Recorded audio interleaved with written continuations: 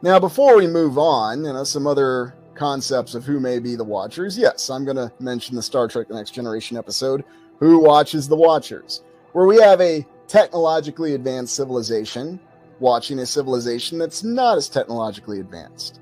Now, is that something that can happen, even in our current practical fifth era?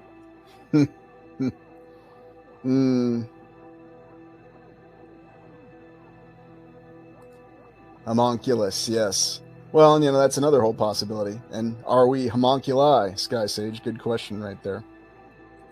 But one of the things I remember from this episode is, you get the ideas of how these civilizations that are just so technologically far apart would potentially interface with one another. You have the concept of the duck blind, or where the Federation is utilizing an observation post. Of course, in this episode, it made sense because the observation post was very isolated. It wasn't right next to a settlement. And, they had a malfunction, and one of the locals just happened to be waltzing by with his daughter, went and checked it out, and he got zapped. And then the episode is dealing with the consequences. And then, of course, you may recall it was where Captain Picard was seen as a god, because the guy who was zapped, they beamed him up to the ship, Dr. Crusher saved him, and he thought that Picard was a god. Show them, Picard! He called him the Picard.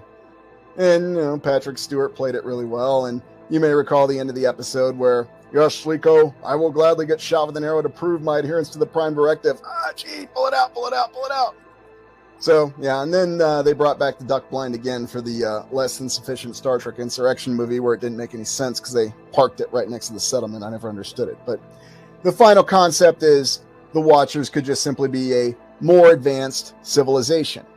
And they might be something that are able to watch in on us because, again, they have technology to access different realities, different lands that perhaps we couldn't access. So, it's just one of those very, very interesting things. And so those are all the different concepts that we have of who the Watchers may be. Gods, deities, other beings, or just simple, regular humans like us, who might just simply come from a more technologically advanced civilization.